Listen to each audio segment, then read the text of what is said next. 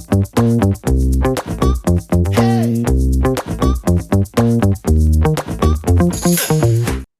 ¿qué tal? ¿Cómo están? Bienvenidos a una emisión más de The Essential. Yo soy Isabel Inclán, presentadora de este nuevo canal que busca llevar hasta usted temas de interés, temas de actualidad. Estamos prácticamente en la última semana del 2022 y somos latinoamericanos en Canadá. Luego entonces el análisis obligado es qué pasa con nuestro continente, con nuestros países, cómo llega América Latina al final del 2022. Y para tratar de dar respuesta a esta gran pregunta, le doy la bienvenida a dos estudiosos del análisis político de América Latina, doctores en ciencia política, Alejandro García Magos de la Universidad de Toronto y Pablo Politzer. Él nos acompaña desde Alberta. Él es profesor de ciencia política de la Universidad de Calgary. Bienvenidos a los dos. Muchas gracias, Isabel. Pablo, un gusto. Saludos a tu público. Muy bien, Pablo de origen chileno, Alejandro de origen mexicano, pero bueno, aquí finalmente estamos todos con el sello de Latinos en Canadá. Y yo quisiera comenzar con esta pregunta muy general. ¿Cómo llega América Latina al final del 2022? Estamos hablando de gobiernos que están liderados por líderes de izquierda, por partidos políticos de izquierda que fueron en algún caso elegidos democráticamente, pero también tenemos una derecha que se mira un poco intolerante, recalcitrante y quizá dispuesta a hacer todo para quitar del paso a una izquierda que les estorba. Pero bueno, yo prefiero que hablen los especialistas y quisiera comenzar con Pablo. Pablo, ¿qué nos puedes decir al respecto sobre esta gran pregunta? ¿Cómo llega América Latina en términos políticos en este 2022? Bien, muchas gracias. Yo creo que es difícil de generalizar. Yo sé que nos estás pidiendo de generalizar, pero por ejemplo, generalizar sobre el rol o el momento de la izquierda en América Latina. Efectivamente, hay muchos gobiernos de izquierda en este momento, a diferencia de hace algunos años atrás, pero yo creo que esas izquierdas son bastante diferentes en diferentes lugares. Conozco, he estado más en contacto con el caso chileno, donde una izquierda que llega al poder muy crítica del pacto de centro-izquierda, de la Concertación, ya que había estado en el poder por mucho tiempo, se ve en muchos sentidos tomando ahora, después de algunas derrotas importantes que tuvo el gobierno de Gabriel Boric este primer año en el poder, se ve en una postura bastante más pragmática y acercándose justamente a las posiciones de la izquierda de la Concertación o de la centroizquierda de la Concertación, que había criticado por mucho tiempo, pero que ahora se ve mucho más cercana a esa misma postura e incluso con algunas de las mismas personas.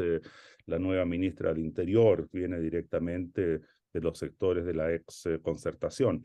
Entonces, en Chile por lo menos se ve una izquierda bastante más pragmática de lo que se ve, por ejemplo, en casos como Perú o como en Venezuela, pero también le quiero dar la palabra a Alejandro, pero yo diría que una cosa es tratar de distinguir entre, bueno, qué es lo que es la izquierda, que está, o sea, hay muchos gobiernos de izquierda en el poder, pero también cuáles son los problemas para la democracia en el continente. Y esos problemas son así, como se diría en inglés, cross-cutting, ¿ya? O sea, que son problemas para la izquierda, pero también para los gobiernos de derecha.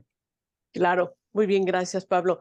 Alejandro García Magos, ¿qué nos puedes decir al respecto? En términos muy generales, la pregunta ahora Sí, es general sobre este cierre del 2022 sí. en América Latina, en estos Mira, gobiernos.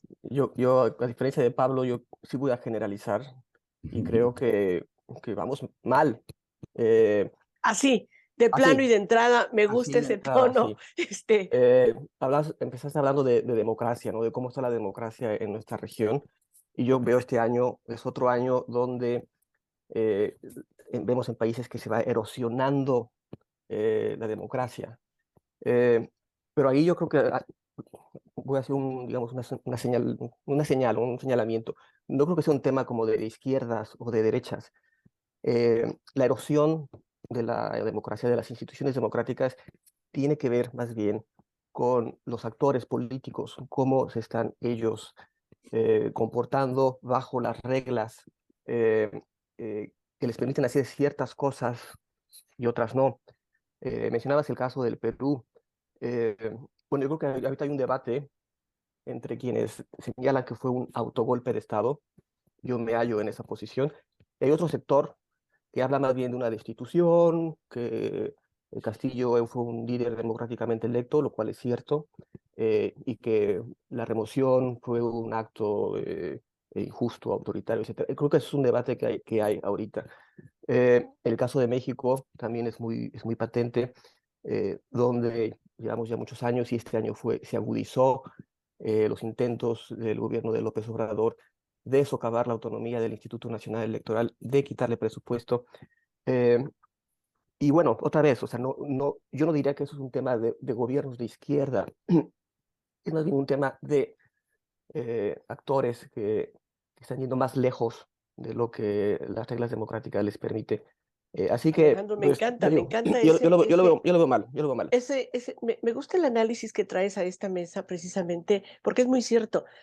A diferencia de Canadá, donde tenemos el sistema político diferente, en el caso de América Latina estamos hablando de sistemas presidencialistas, de sistemas en donde la persona tiene mucho que ver, que muchas veces a quien se elige es a la persona más que al partido o más que a una plataforma política, es a ese político que tiene carisma o que tiene popularidad o que gana de alguna forma la mayoría de la conciencia, la intención del voto y por eso llega al poder. Y como tú dices, una vez que llega al poder, pues bueno, hacen y deshacen quizás su estilo, lo que ellos quieren hacer, lo que está en su agenda personal, quizá más allá de lo que es el partido. Pablo, ¿qué puedes aportar en esto? Sí, y está bien que quizás tengamos una opinión diferente respecto de si se puede o no se puede generalizar. Entonces, para polemizar un poco con Alejandro, yo creo que si bien hay muchas razones para estar muy preocupados por el estado de la democracia en diferentes partes de América Latina, el caso de Perú, sea autogolpe o destitución, lo que sea, eso es muy malo para la democracia. Pero para señalar algunos ejemplos que yo creo que pintan diferente. Por ejemplo, la convicción, reciente convicción de Cristina Fernández de Kirchner en Argentina, creo que es algo, Expresidenta de Argentina. expresidenta, claro, es algo importante para la democracia, es una buena señal donde el sistema finalmente, a propósito de lo que mencionas de líderes personalistas, que tienen fuertes intereses personales, que mezclan los intereses personales con los intereses institucionales, políticos, públicos. Entonces aquí en Argentina el sistema da un paso, yo creo que a favor del Estado de Derecho, y eso es bueno para la democracia. En Chile, recientemente, también pasos buenos para la democracia, donde, por un lado, el año pasado, el candidato de la extrema derecha, José Antonio Kast, acepta su derrota en las elecciones, o sea, fue legítimamente derrotado por Gabriel Boric, y a diferencia de otros casos, por ejemplo, Trump en Estados Unidos, simplemente acepta esa derrota y Lo después mismo que ahora, Brasil, ¿no? Precisamente.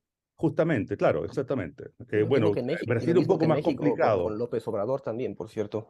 Claro, no, o sea, en Mm. México es otra cosa, justamente. López Obrador no aceptó su derrota y eso le hizo muy mal a la democracia. Pero entonces, en este caso en Chile, por un lado la derecha acepta su derrota el año pasado y ahora Gabriel Boric aceptó una derrota importante que el gobierno había apoyado la propuesta de la nueva constitución, De la nueva constitución. claro, que fue rotundamente derrotada en el plebiscito en septiembre, y el gobierno de Boric ha aceptado esa derrota y la ha asumido. Y yo diría también Venezuela es un caso interesante, o sea, claramente un régimen que si hay un retroceso democrático en América Latina, Venezuela es el ejemplo más importante, pero que este último año ha habido señales importantes de aperturas a negociación entre el gobierno y la oposición. y que si bien es un contexto más bien autoritario, eso yo creo que también es un buen paso para una buena señal para la democracia. Entonces, por eso yo creo que es importante el matizar y el ver estas cosas diferentes, estos diferentes ejemplos en diferentes partes del continente. Muy bien, y claro que sí, los dos han mencionado en estos minutos de este programa la palabra democracia. ¿Cuánto se habla en torno a esta palabra? ¿Cuánto se la utiliza en favor y en contra para hacer cosas quizá no tan buenas?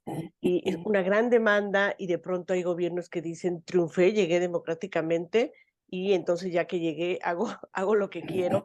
¿Qué nos puede decir acerca, Alejandro, de este principio democrático? ¿El ejercicio democrático estaría en riesgo por lo que hemos visto, al menos en este año en América Latina? Sí, claro, está en riesgo. Yo creo que hay una gran confusión sobre el significado de la palabra democracia. Eh, Se presume muchas veces que hay democracia cuando gana la izquierda, que es el mensaje que tiene López Obrador ahorita. Castillo es un líder democrático porque representa a un sector social determinado en Perú, que quizá ha sido marginado en el pasado, etcétera. Ese es el pensamiento que es como que la democracia, ¿no? Que Pablo, que es mi profesor, fue mi profesor, es un pensamiento muy revolucionario, ¿no? O sea, un pensamiento rusoniano de lo que es la democracia. Hay democracia cuando pues, gana ese pueblo que la izquierda representa. Y no habría democracia cuando gana la derecha, ¿no? En esos casos siempre se dice que los votantes fueron manipulados, etcétera, que los poderes mediáticos, el capital los manipuló, etcétera. Yo digo que la democracia no va de quién gana. Realmente en democracia no importa quién gana. El nombre no importa, el signo político no importa. Lo que importa es el método, las normas, si se cumplen o no. Que refleje Pablo, realmente la sí, voluntad popular, ¿no? Pablo mencionaba el caso de Trump. Trump fue un presidente democráticamente electo y Claro. fíjate, no ganó el voto popular, pero bajo las reglas que se dan allá, que llevan Ganó, 200 años, ganó. Así juegan allá el juego de la democracia y ganó, ¿no? Entonces no pero hay, curiosamente ese hay que mismo salir de esa. ejercicio él Ujú. no lo respeta cuando pierde, ¿no? Es No, decir, no, no, cuando sí. gana, Ujú, cree en la democracia, pero cuando pierde, sí. resulta que él Porque no cree. es este discurso de que él representa al pueblo de los Estados Unidos, igual que López Obrador, tienen el monopolio. Yo digo que no, no tienen el monopolio de ese pueblo. El pueblo allá vota por lo que se le pega la gana. Pablo lo acaba de decir en Chile. O sea, votaron primero por la izquierda, luego no quisieron la constitución. El electorado va cambiando y va modificando su percepción de la situación. Eh, entonces, bueno, hay mucha tarea que hacer para poner en primer plano las instituciones democráticas. La democracia no puede ser el resultado de un gran iluminado que baja aquí como Prometeo trayendo el fuego a los mortales. Eso no es la democracia. La democracia son instituciones y reglas, básicamente. Claro que las instituciones, mencionaste algo muy importante, las instituciones tienen que ser, hacerse valer, ¿no? Pablo, en el caso de las crisis que hemos vivido, por lo menos en este año, y lo estamos viendo con Perú, ¿qué tan importante es el que las instituciones democráticas no hayan sido lo suficientemente fuertes para evitar una crisis política? Sí, es fundamental. Yo comparto lo que plantea Alejandro, que las instituciones importan y fundamentalmente las instituciones para llegar al poder, ¿ya? O sea, las elecciones, el respetar que las elecciones se cumplan de manera eh, adecuada. O sea, eso es absolutamente fundamental. No hay democracia sin esas instituciones electorales en que los partidos, los diferentes sectores compiten y los perdedores acepten su derrota. Eso es fundamental. Pero la democracia también es más que eso. Es una historia larga en el pensamiento democrático que aún se remonta hacia los griegos, hacia el pensamiento clásico, donde también las concentraciones de poder, y especialmente el poder económico, no le hacen bien a la democracia. Y la América Latina tiene el dudoso honor de ser el continente más desigual en todo el mundo, donde la desigualdad económica, el poder económico, y consecuentemente ese poder económico se transforma en poder político, esas desigualdades le hacen muy mal a la democracia. Entonces, y eso es algo que se ve no solamente en América Latina, pero también se ve en otras partes del mundo, incluso, por ejemplo, aquí en Estados Unidos, donde esa oligarquía económica es muy mala para la democracia. Y América Latina tiene grandes ejemplos y gran trayectoria histórica de esas concentraciones de poder, esas oligarquías, y eso se ve hasta el día de hoy en diferentes partes, Brasil, ya en México, más complicado ahora, o sea, con López Obrador, pero también Chile, un caso emblemático en todo eso, etcétera, etcétera, en Colombia. Eh, entonces, la democracia son instituciones, pero es también algo más que instituciones. Ok, muy bien, muchas gracias. Y bueno, ya para casi cerrar este programa, me quedan un par de minutos. Yo les preguntaría, ya miramos desde Canadá hacia América Latina y ahora los invitaría a que miráramos de regreso. ¿Cuál es la responsabilidad que tienen los latinoamericanos, las latinoamericanas viviendo en Canadá, en seguir y quizá no, y quizá, ¿por qué no?, participar en el ejercicio democrático en los países de origen y también, por supuesto, en Canadá? Me refiero a cuál es la responsabilidad política que tenemos los ciudadanos latinoamericanos, aun cuando vivimos en Canadá, de dar seguimiento a lo que ocurre en estos países, influir, participar, apoyar y, por supuesto, también apoyar y participar en las elecciones en Canadá. Alejandro, ¿qué nos puedes comentar al respecto? Pues mira, ¿qué te puedo decir? Yo me dediqué a estudiar ciencia política, así que he vivido muy de cerca, con mucho interés, todo lo que sucede en mi país, en mis dos países, México y Canadá. Eh, de a poco me voy empapando de la política canadiense, de la política albertana, ahora de la política de Ontario. Así que bueno, ese gusanito y ese gusto por el asunto público siempre ha estado conmigo. Eh, yo veo a la gente aquí, mis compatriotas, nuestros compatriotas mexicanos, pues muy interesados en lo que está pasando en México y yo te diría muy preocupados de lo que está pasando. Eh, Hay que también pensar un poco en el perfil socioeconómico, las personas que están de México, que están aquí en Canadá. Creo que hay como dos grupos. Tú has hecho mucha investigación sobre los trabajadores agrícolas, pero también hay gente que vino acá por otras circunstancias, tienen negocios, etcétera. Entonces mis conversaciones que tengo con ellos es de preocupación y sí, sí mucho deseo de participar y de no perder esa fuerte conexión con México. Así que es lo que te puedo comentar. Muy bien. Pablo, ¿qué le dirías tú a a la audiencia que tenemos de origen latinoamericano aquí en Canadá? ¿Qué tanto participamos en política? ¿Qué tanto somos un poco apáticos? ¿Qué nos dirías al respecto? Sí, yo creo que la palabra que acaban de mencionar ustedes dos es la palabra participación, y esa es una palabra clave, en el sentido de que una de las cosas que yo les menciono a mis estudiantes, comparando diferentes modelos, esquemas de democracia en diferentes partes del mundo, comparando América Latina con Canadá, por ejemplo, es que si bien en Canadá tenemos una democracia donde las instituciones, el Estado de Derecho, el rule of law, etcétera, funcionan relativamente bien, pero la participación en general es muy baja. La participación por parte de los jóvenes, etcétera, hay muchos estudios respecto de que en Canadá es un problema eso. Y en América Latina en general, aquí sí voy a generalizar un poco, pero hay muchas diferencias.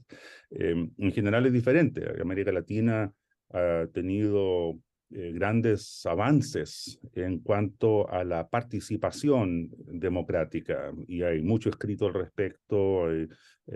Los latinoamericanos, en Brasil, en Argentina, en otras partes del continente, han avanzado mucho en experimentar con diferentes modos de democracia participativa. Las instituciones son problemáticas, ahí estamos de acuerdo con Alejandro en general, hay muchos problemas ahí, pero yo creo que hay mucho que los canadienses pueden aprender de los latinoamericanos en cuanto a participación, y también al revés, por supuesto. O sea, en América Latina el tema de cómo funcionan las instituciones democráticas es un gran tema y es un gran reto que todavía está pendiente.